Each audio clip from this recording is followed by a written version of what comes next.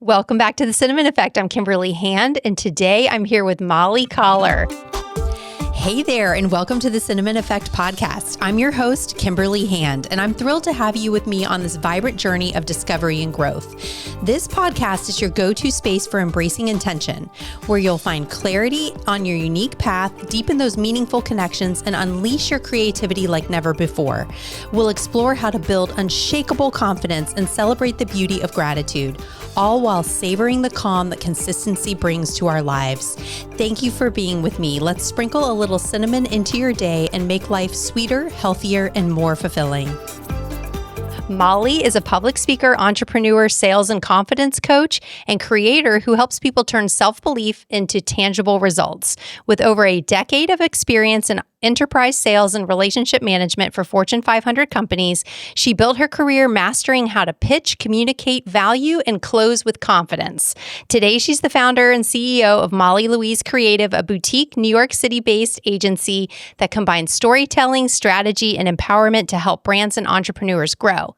Through her signature talk, Confidence is Currency, How to Pitch Yourself in Business, Careers, and Life, Molly teaches audiences how to align who they are with what they want, empowering them to confidently show up, ask for more, and create opportunities instead of waiting for them. Molly, welcome to the podcast. Thank you so much. Thank you for having me, Kimberly. I really appreciate it. Well, we have to say our little backstory. Molly and I met at our friend Jess's wedding, and we sat right next to each other. Right. And we kind of just like hit it off, started talking and, rapping. And then Molly and I collaborated on some things. And so you were a really positive influence in my life, in my business and, in podcasting and really coaching me how to show up with confidence. And so I am so glad you're here today talking about confidence as currency. I wore my tiger's eye. So I had this like thought of, I'm going to wear this tiger's eye necklace. I bought one myself, and my mother-in-law actually just gave me this longer one. And so this morning I was like, I'm going to put this tiger's eye on. And then I Googled it, and it says that tiger's eye is great for self-confidence and spiritual growth. So I was like, how perfect is that? I love that. I'm going to have to get one myself. Yeah, you need some tiger's eye. I was like, okay, boom, this is perfect. So I want to start with, what do you mean by confidence is currency? What do you mean by that statement?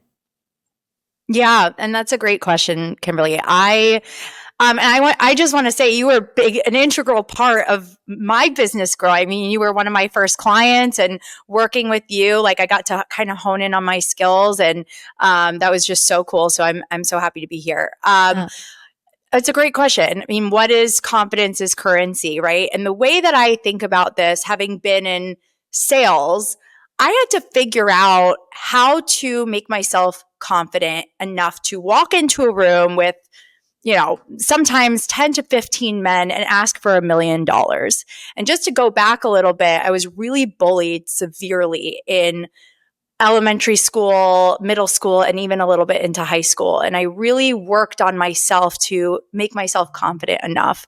And once I got into sales, I really had to escalate that times 10, because not only did I have to be the face of the company when I was talking to some of the biggest Fortune 500 companies in the world, but I had to come off really confident and that I knew my product.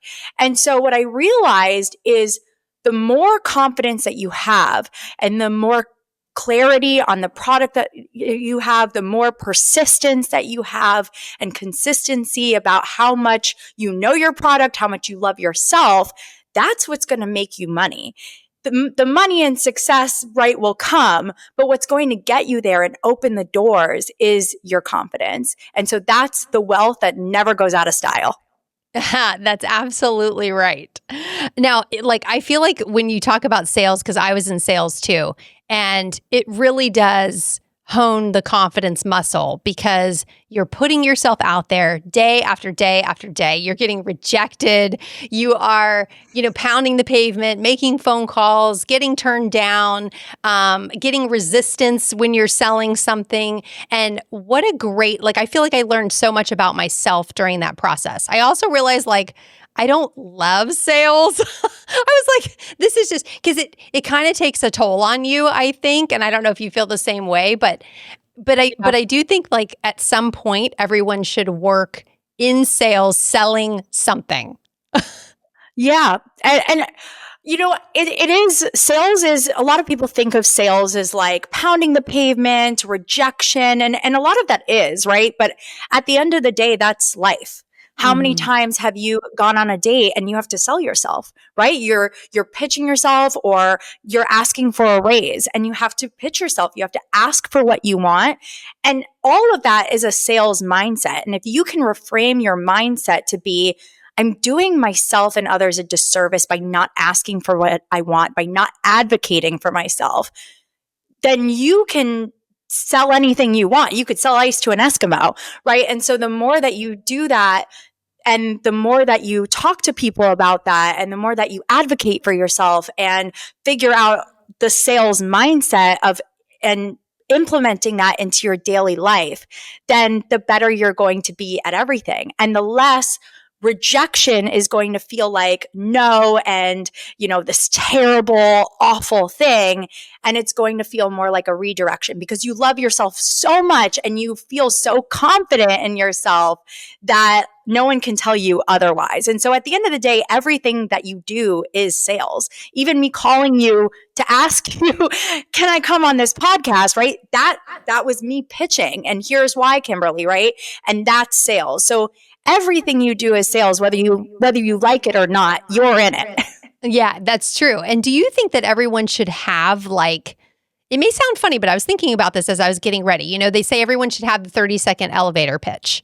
And I kind of believe that people, even if you don't have a product or a service that you're pitching, there's always something that you can put yourself out into the world. Like, say you are you're a stay-at-home mom, and you're not working in a typical business setting, but you are really passionate about philanthropy and volunteering your time. And so I feel like even, that everyone should have this kind of pitch of this is what I'm working on. This is who I am.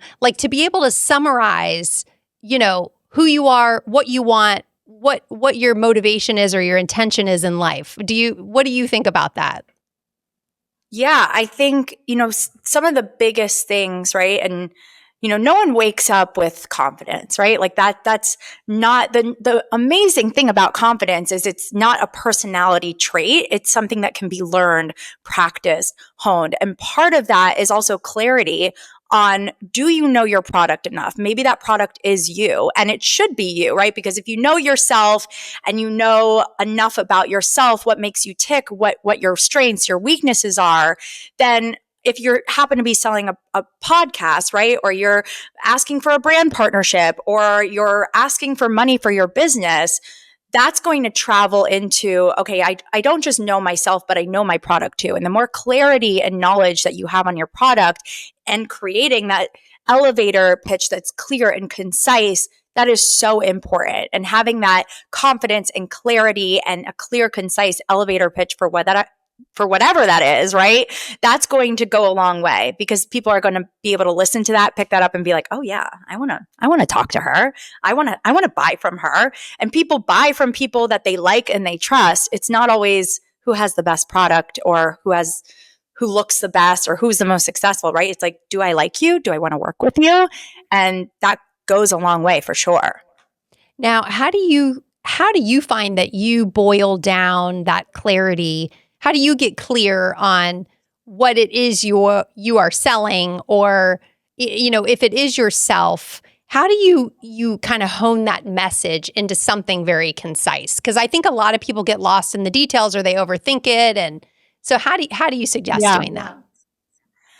I think there's a couple different ways, right? I think the biggest part of I think going from trying to figure out things in small steps And I think that the small steps of growth is really important, right? And that can start with celebrating the small wins, right? You're celebrating the small wins. What do those small wins look like to you? What do those small things look like to you to be able to like stay positive, right? And then once you figure out those positive things, then what are you doing daily that you're enjoying? And then once you figure out, okay, what am I doing daily that I'm enjoying? What is now I'm a part of that product selling, right? And how can we put those things together? What do I enjoy? What am I selling? Because I think a lot of times people are kind of all over the place. And I think it's very dependent on the business, right? But like hypothetically speaking, a business owner, a lot of times you start a business and you're kind of all over the place with what you want to talk about, what you want to pitch. But as you celebrate those small wins and you figure out, okay, this is what I really won at today. This is what I really enjoyed. And this is what I'm selling. And this is the best part of that this is the part of the business that I really love. Then that's how you get really concise. And just about also practice, right? And once you kind of go through those steps of celebrating that, creating, okay, here's what I really love about my business. And here's what I'm really, really good at. But at the end of the day, it's trial and error too, right? You have to practice. Practice makes perfect, and it's trial and error and figuring that out. And I think the more often that you do it, I mean, even for me, it took me like a whole year to kind of figure out this confidence is currency. And I had to do a billion different things just try and figure that out. But the more I celebrated the small wins and the more I kind of narrowed my path in a variety of different directions and kept narrowing and narrowing and narrowing, then I was able to figure out, okay, this is how I'm going to hone this in. And now I can talk about it. And so I think it's a couple of different ways that you kind of build that like small, narrow path that you can then like pitch really, really clearly. Yeah. If that makes sense. I do think like you're right, the trial and error, because you're going to try things. You're going to think that you're going to like this thing over here. And then you try it and you're like, oh, actually, I really do not like that part of it. Right. And I feel like even in like podcasting, when I started, I was like, oh, I think I'm really going to enjoy this part of it. Well, no, actually, that's the part I don't like. And I like this part over here. So it's kind of morphing into something different. Or I like to talk about these topics. I thought I was really going to want to talk about these topics, but no, I'm like more veering over this way. Right. So like, I feel like, yeah, that maybe takes a little bit of time too. Now, when you said that confidence is not a trait, because one thought that was going through my head was, do you think some people are just like naturally confident, or is it something that everyone should be working on in some capacity in their life? I think that people are maybe born with a little bit of more of like social outgoing skills, right? But that doesn't necessarily equate with confidence. I think about myself, I'm really outgoing, and no one would think that I have any sort of social anxiety or, mental health issues, depression, right? Like I suffer from a lot of different things, anxiety, OCD, depression, to get, really vulnerable here. And I don't wake up with confidence all the time. Sometimes I wake up and I'm feeling really down on myself. I'm feeling inadequate. And it's celebrating those small wins and doing those practices daily, right? That helps me get there. But I have the outgoing skills, right? Where I can walk into a room, but it's all about the mental things that I do daily to get there, celebrating the small wins, speaking positively, consistency, persistence, knowing myself, being knowledgeable about myself, my own product, right? And doing that daily, that gets me. And I think that can be learned, because I wasn't confident. I couldn't walk into a room. I mean, I would sit alone by myself at lunch, so that I don't think people are just born with confidence. I think people work on themselves. I do think people know how to fake it a little bit better, right? But why fake it when you can really do that growth? That being said, if someone is out there and born confident, like props to you. Like that is incredible. Like, Pat on the back. Wish. I don't think I was that well, I know I was not that person either. Like I had to work on it, and I've done a lot of things where I'm putting myself out there. And so people probably think, oh, she's really confident. Like she was, an NFL cheerleader, or she's a podcast host, and that must equate to confidence. But that's really not the case. I think it's something that I desire to do. And I know to get there that I'm going to have to put myself out there. I'm going to have to work on that confidence to get there. But it's a journey and a process. So what was your journey for like? Sure. Yeah. Like, I'm curious to know, from going from, a child who was bullied and had, things going on at school, and how did you get to that place? Like, how did you realize the things that you needed to do to be able to put yourself out there in the ways that you have? Yeah.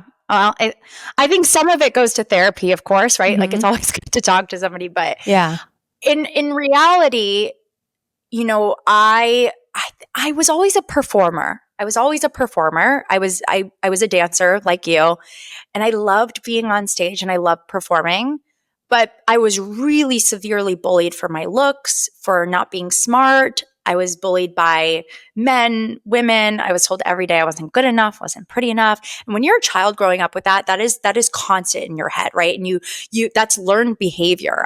There was a point where I was covering mirrors. And I think what helped me was leaving that situation behind. I got a death threat. My mom took me out, put me in a different school. wow. And I was still bullied then, but I was with enough new people that I could start to test the waters a little bit of like, well, what is my personality actually like? If I speak up in this manner, and I would do little tests. Then I got to high school and I auditioned for high school where I didn't know anybody. And same sort of thing. I was able to kind of test my personality a little bit more. And who am I? Who is Molly? Right.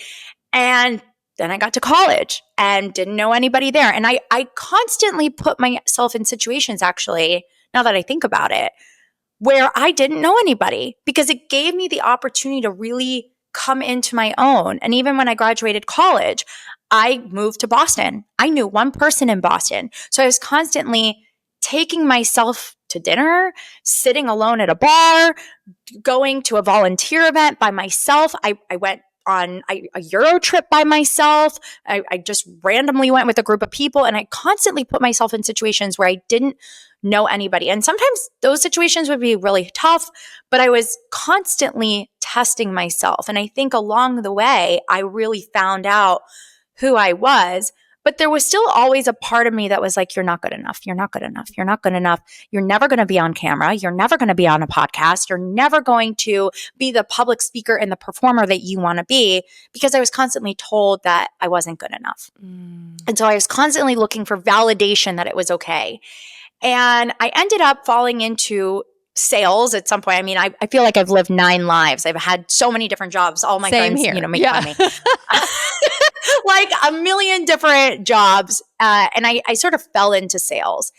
And I had no fear, because again, you're talking to people that I've never met before. So I had no fear going into these situations. And there was something about, I feel like some people are the opposite, right? If you don't know someone, you're really fearful. But I trained myself to, if I don't know someone, I have no fear at all. I give I don't know if I can curse on this, but You can. no F's, right?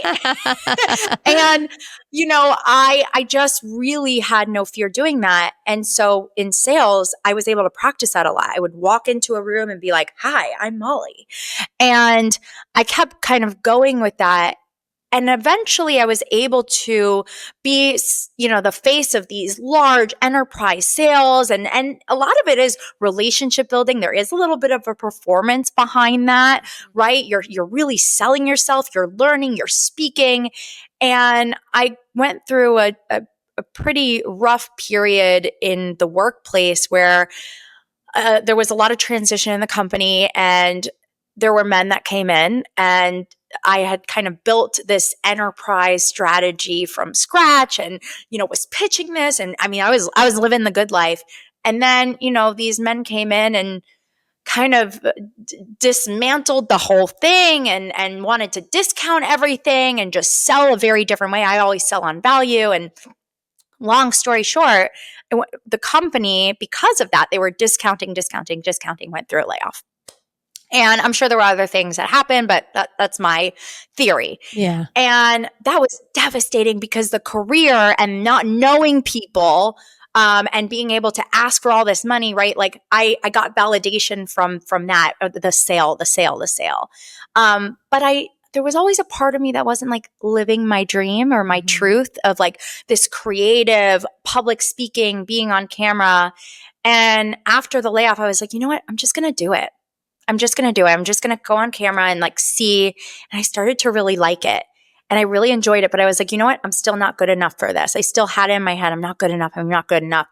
And I started doing exchanges for brands, filming them, editing them, because I had all this editing experience from high school. Again, 9 lives. Yeah. And I was like, but you know what? I don't think I'm good enough for this. And so I got another job, similar sort of situation where I was striving and trying to build someone else's dreams. And then, men come in and sort of tear them down in the corporate world.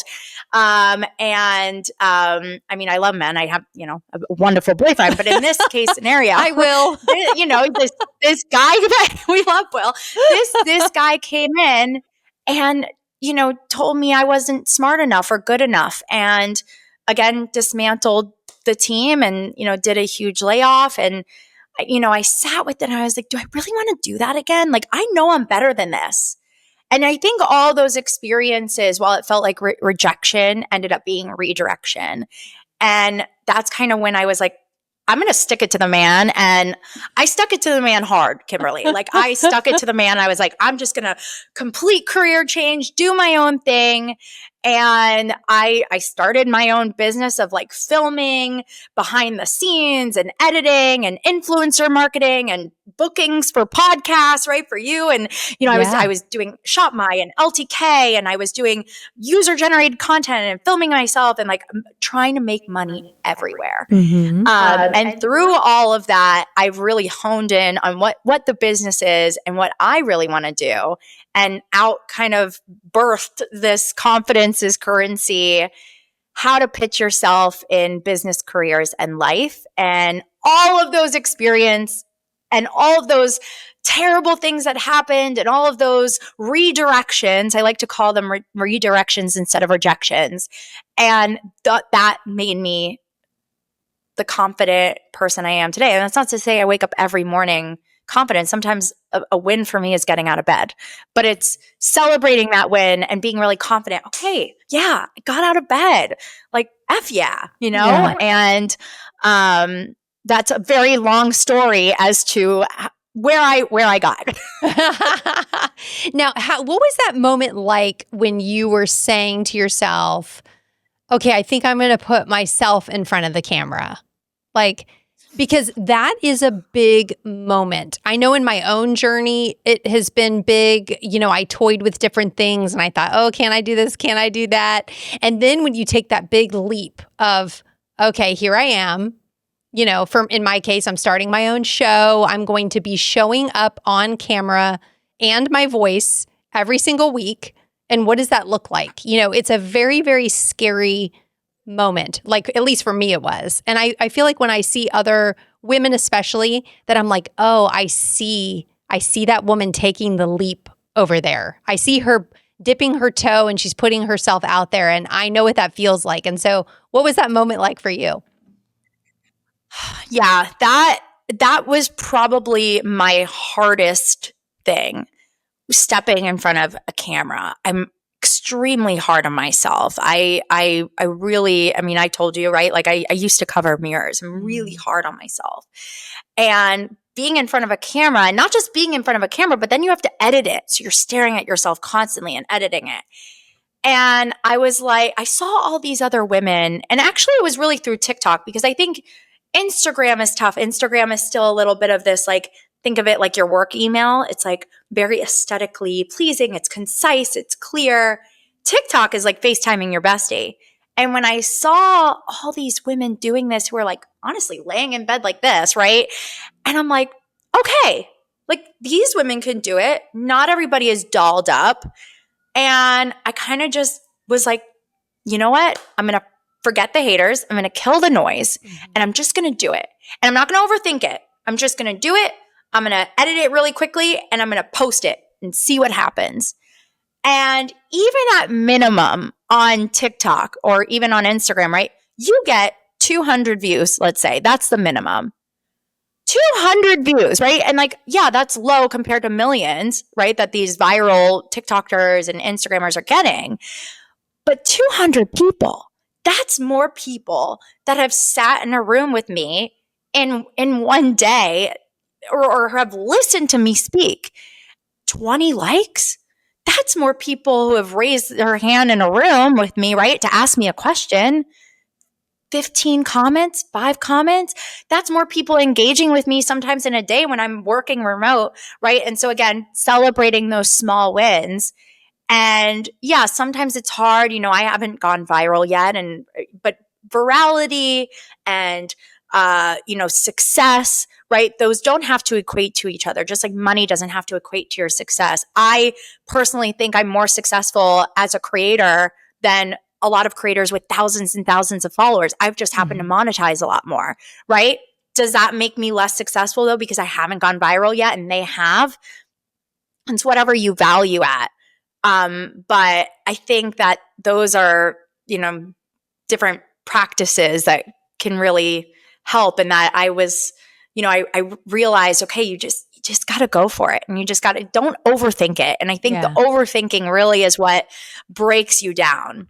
Yeah. I like how, because I actually started to look at it this way too, because on social media, people they want to put you in a category if you don't have 100,000 followers or more, or whatever the case may be, right? But like you, I do the same thing when I'm looking at views or listenership. If you had those people in a room with you, captive, and they're watching you and they're listening to what you have to say. And I agree with you, 200 people, nobody would shake a stick at 200 people in a room with you, right? Or coming to an event that you held or something like that. So we need to reframe that whole thing. And, a lot of people are out there paying for followers, just going to put it out there, so it's not all what it seems. And I love that you're celebrating those wins and also the not overthinking. So just editing the video quick, like get it out there. And I honestly get it out. I've been a little soft, quiet on social media lately because I just haven't figured out what I want. It's like, how do I want to show up? Like, is this impactful? I don't want to just be like, running the camera at all times. Like for me, it has to feel intentional, right? So I am struggling with that a little bit. I'm going to be open in saying that because I think the journey it's long. If you are, growing a personal brand, it's not like yes, I'm going to go viral and that's it, right? This is a very long journey that's going to go the course of your career. And it's not like you can stop. You can stop and start, but like it's not just like this quick thing. So I think that's what I'm struggling with right now. Like, how do I want to show up, and at what pace do I want to show up at? I'm not an everyday girl. I just am not. I have tried. I'm just not.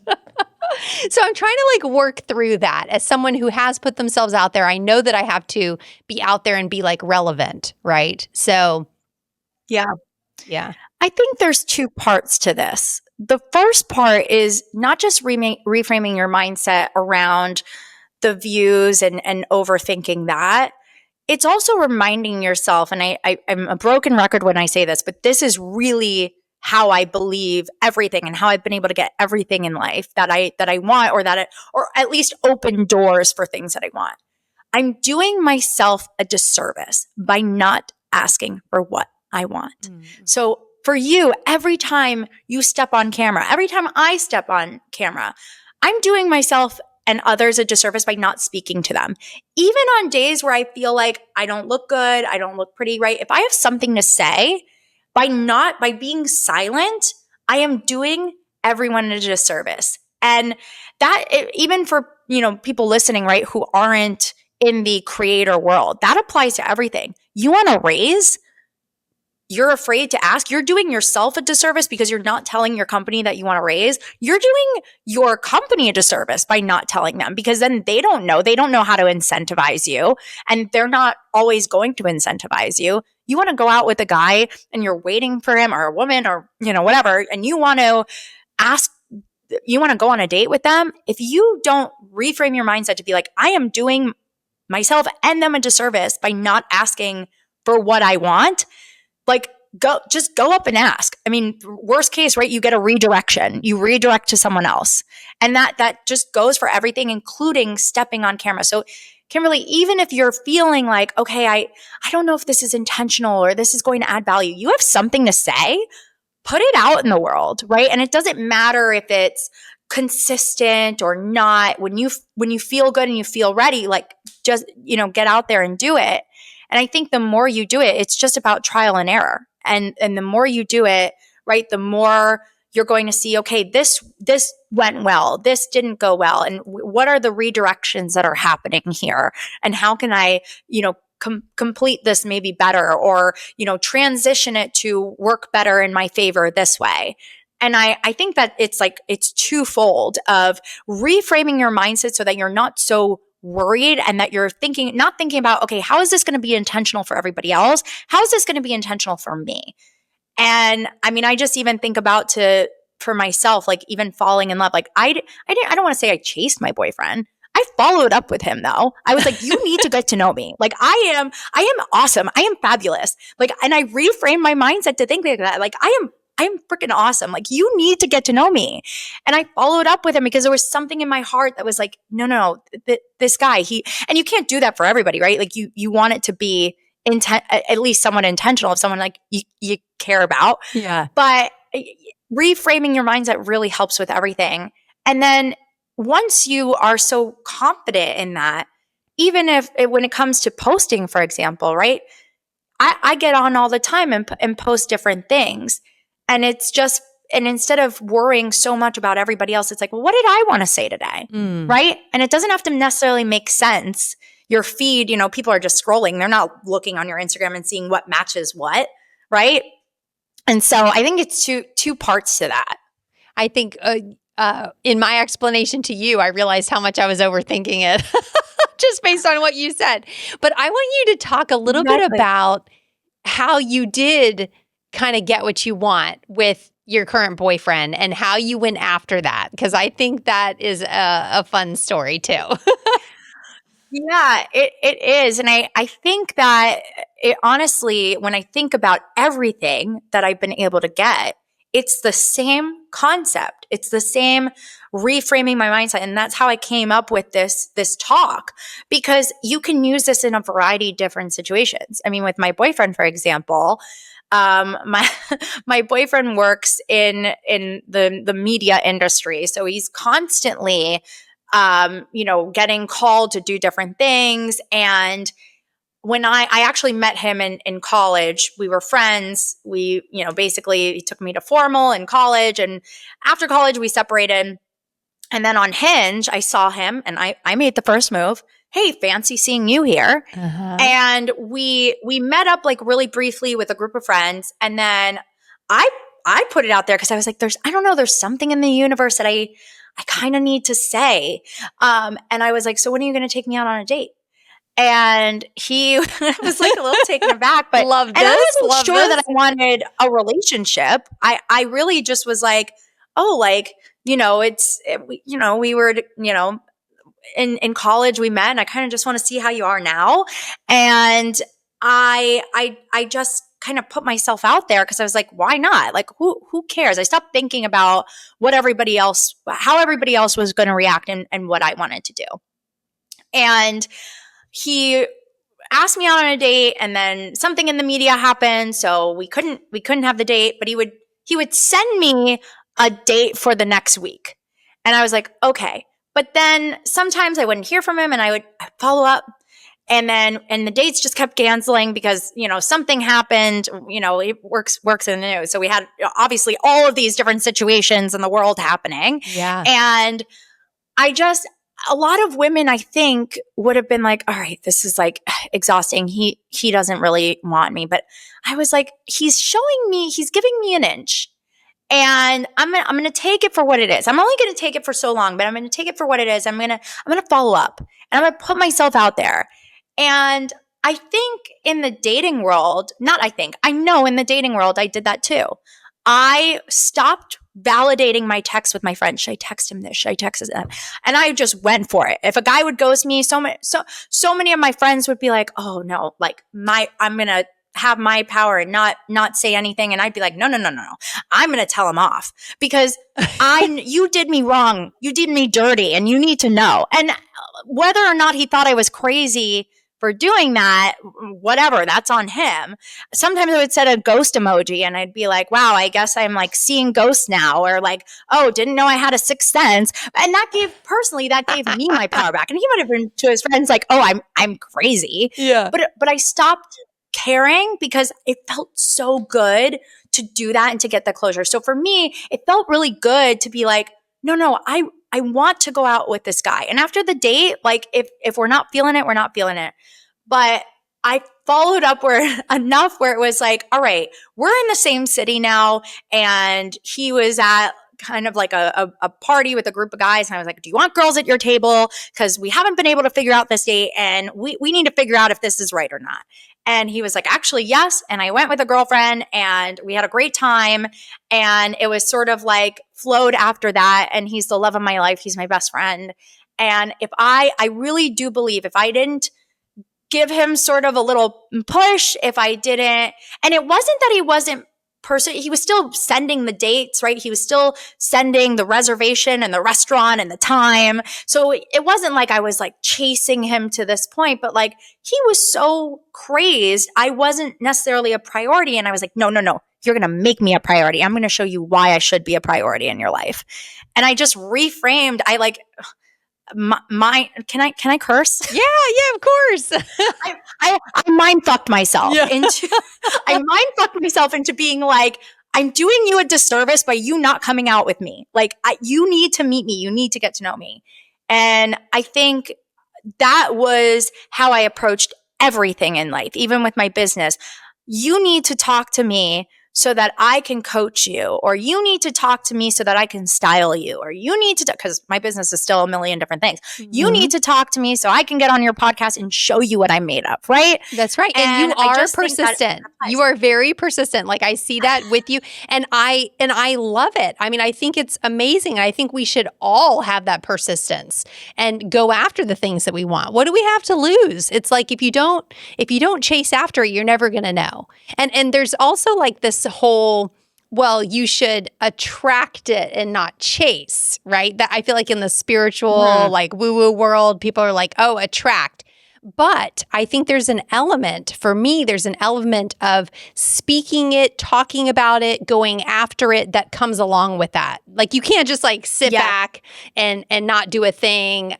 I don't believe that. I feel like you have to get the universe generating around you, and that helps with the magnetism. But I think you have to show some intention and some energy towards something. So I completely agree with you on that. Yes. And I'm so glad you hit on that, Kimberly, because I wholeheartedly agree. And I think it's less about, I mean, I am very into the universe. I love my angel numbers. I read my astrology all the time. I'm really into it. And I agree that you do attract kind of what you want, or what you think you're worthy of. But I think it starts with really loving yourself. I don't believe that I would have found the love of my life if I didn't believe in myself so much that I didn't want to settle for anything less than what I knew my standards were. My standards got higher and higher as I got older and older. But if I didn't love myself and I didn't become so, instead of dating being like this void I need to fill, right? Instead of a man being a void I needed to fill, the man became the cherry on top. And all these things that I maybe needed were not actually needed. Like I got to the point where, again, I mind fucked myself to be like, okay, I if the worst thing in the world is I'm single, living in an incredible city, have incredible friends, focusing on all these positives, have this career, and I happen to not find the partner, I'm okay, because I'd rather be single for the rest of my life than be with a partner who doesn't prioritize me, who doesn't care about me, that is not ready for a partnership. I don't want that. I don't have time for that. I don't have the energy for that. And I think that is growth, and that starts with really, really loving yourself so much that you don't feel like you need someone else to fill that void, that person is just going to be an added value. And could I imagine now living my life without him? No, but I still am independent and love myself, that it feels very natural to have a partner versus like someone I really need. Mm-hmm. And I think that's really important in that journey of finding who you are and really loving yourself first. And that goes into, again, your confidence is your currency, right? Your confidence. And the more that you have, the more wealth that you have, the more that you feel worthy of that wealth. And that's what's going to open the doors, whether it's for love or for career or for even small, like really small things of just asking for things, right? You're going to feel worthy enough to ask for those things that you want. Love it. Love, love, love it. I want to know, what would you say to yourself when you were struggling as a kid, knowing what you know now? What would you go back and tell yourself? Good question. I don't love looking at hindsight, right? Because a lot of times you can get into a rabbit hole of, well, I could have done this and I could have done that and should have, would have, could have. I think I would have said to myself, though, stop worrying about the validation and worrying that you're not good enough, and start acting like you're good enough.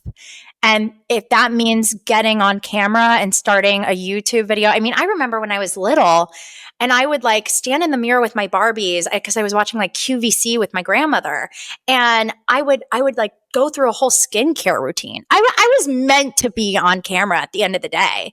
Yeah. But I told myself and I convinced myself I wasn't. And that would probably be my biggest advice. If there's something in your mind that you want to do, and even if you have a full-time job, do little pieces of it on the side. If that being on camera, if that's painting, if that's dancing, whatever it is, just do it. Even if it's an hour a week, right? Where you start to do it and build your confidence that way. And that's really what I would tell me. Just do it. Because now at the end of the day, what I've done is, which granted, all of these things in my life certainly lead to what I am doing now and making it what it is. But at the end of the day, I'm like a college grad again. I basically graduated. Thankfully, I was making $500,000 in my job, and I was able to save, and I could do that and make that career pivot without having another full-time job. Which if I didn't do that, I would have had to stay. But I became like had $0. I was starting with $0. And I was basically feeling like I was back right out of college, a broke college kid, and starting from scratch. And when I could have, because I knew I wanted to be in some sort of performance, media, creative world. And I probably could have just done that a lot earlier. But granted, I wouldn't have had the life experience to be able to do that.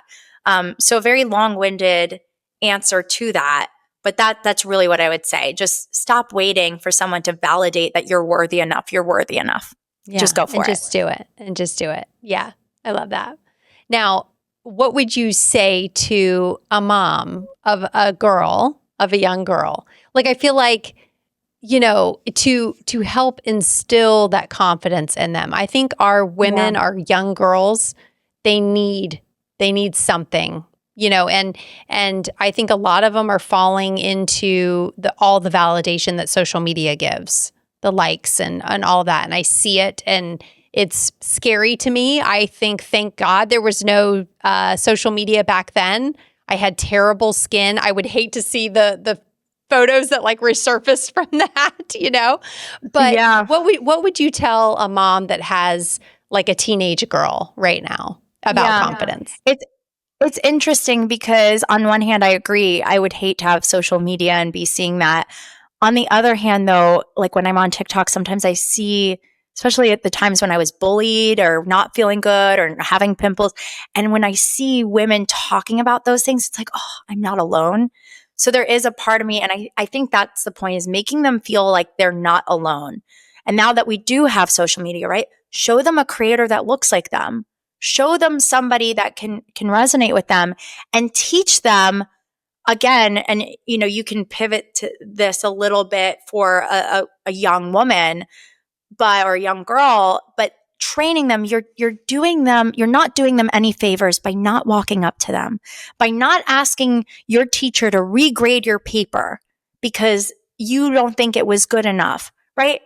Have no fear, and teaching them that really early on, by not going up to that girl who's being, mean to you and saying, "Hey, you're I don't like this. I don't feel comfortable with this." And that girl might be really mean back, but teaching your daughter to feel really confident to be able to stand up for herself and to be able to ask for what she needs and what she wants, that's going to go into a lot of different things. God forbid something happens to her, she's going to be able to tell you, hey, this happened to me. And she's going to be able to stand up for herself and talk about that. And I think that's instilling confidence in women, feeling really comfortable in their own skin, feeling like by not speaking, by not asking, by not putting themselves out there, they're doing a disservice to themselves and to others and to the world, and telling them how wonderful they are and how much a piece of this world that they are, and that we need them. If you're a young girl and you're a mom and you're like, wow, my daughter is, has some sort of talent, amazing. Like, let her show that, right? Because, and teach her that it's important to want to show that. And I think that's really important in life. Even if it's not on camera, it's just in your living room and she puts together a performance. There's so many different little things that you can do to really make sure that your young children, men, women, grow up and are able to communicate and feel comfortable asking for things. So a lot of men don't feel comfortable with that too. But I feel like the girls, it's more prominent. Oh, yeah. Yeah. And I don't have a girl, but like, I just feel like I see that, in that. It is. You're right. You're right. And I think it's unfortunate that young women do have to deal with more of that. And we are harder on ourselves. And that's a societal thing as well. But I think if you can reframe your mindset. I wish I had this mindset early on, because I felt like I was doing myself a disservice every day by not standing up for myself to those kids, or by just like not caring. Like, I'm doing a disservice to myself by not by caring too much, right? And you can mind fuck yourself in a variety of different ways, right? It can really be for anything, and you can make it funny, right? You can make it fun. Like, yeah, I'm doing myself a disservice by not buying that dress, right? Like, there's a lot of things that you can get very dangerous with this, right? Totally. But at the end of the day, it's things that you want. How are you retraining your mindset to get those things that you want in life? And I think you can train that at a very young age. Yeah. I just was thinking of a story, because speaking about what you want and standing up for yourself, I actually had like a teachable moment with my son.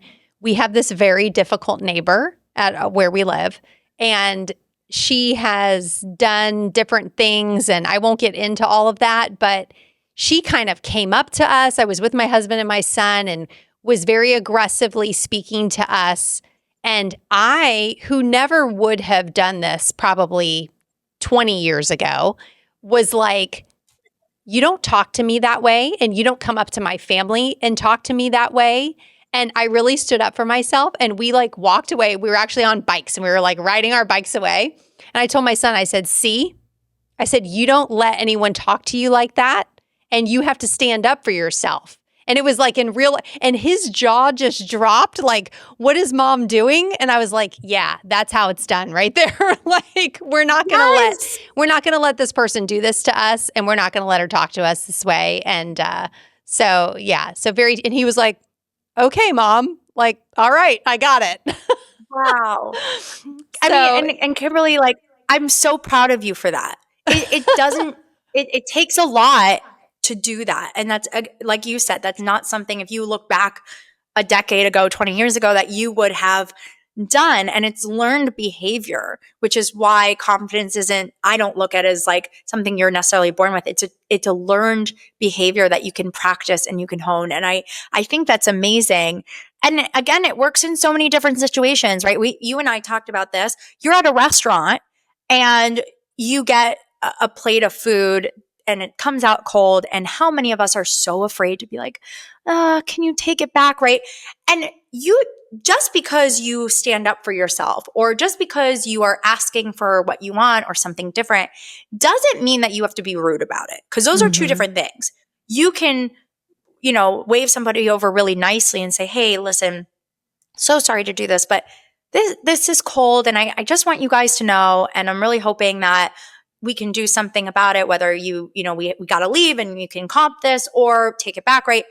Being very clear, asking for what you want, what would make you happy in that situation. Maybe it is comped, maybe it is getting a new meal.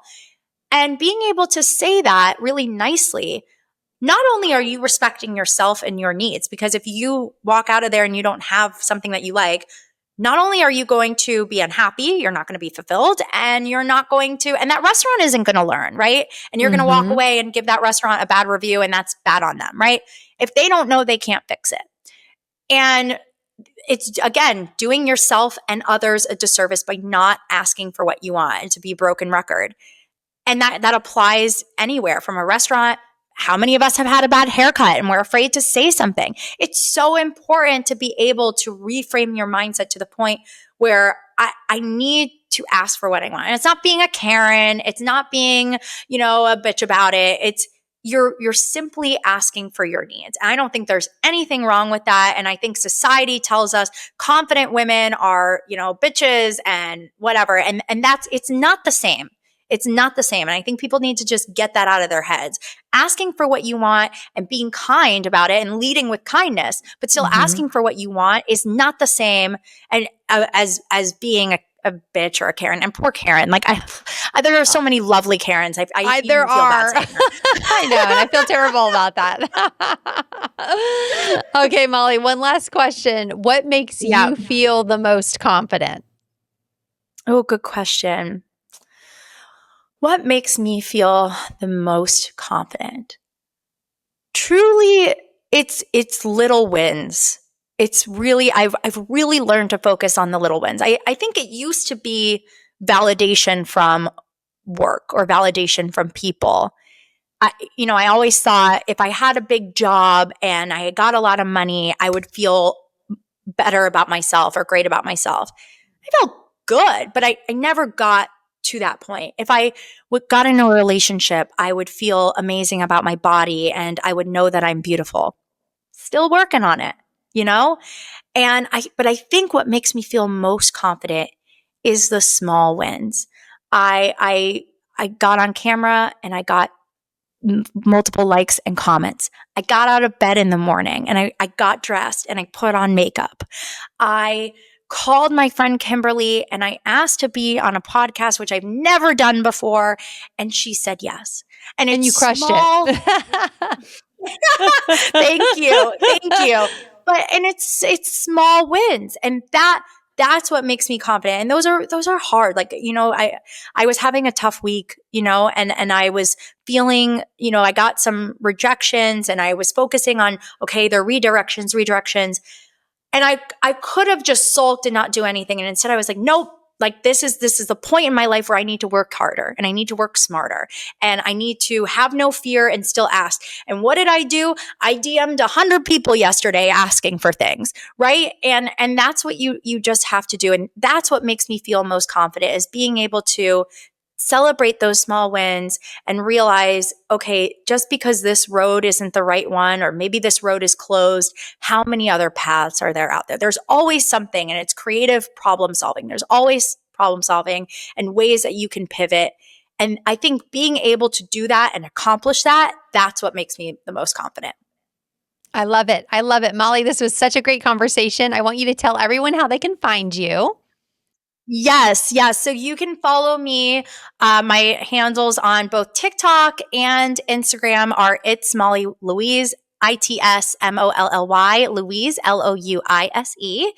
And you can also follow my business at Molly Louise Creative. And on both, I do a lot of variety of lifestyle, fashion, confidence is currency content. And feel free to DM me anytime, comment. I'm happy to help and just be there as your hype woman. I am here to hype you up. Like, you're going through a situation, let me know, and I will tell you how you can reframe your mindset to realize you're doing them a disservice by not doing what you want. I love it. I love it. And you're amazing at it. And I love your dose of confidence every day. So, Molly Coller, thank you so much for being here. Thank you so much, Kimberly. I really appreciate it. Thanks for tuning into this episode of The Cinnamon Effect. If you enjoyed our time together, don't forget to hit that follow button on your podcast app and sprinkle a little love by leaving us a 5-star rating and a quick review. Your support means the world to me. For even more goodness, check out the show notes where you'll find links to some of my favorite products. And don't forget to visit thecinnamoneffect.com to connect with me directly or to grab your TCE gratitude journal, your next step towards a more grateful life. I can't wait to spice things up with you again next time. Stay vibrant, stay inspired, and remember to add a little cinnamon to your life every day.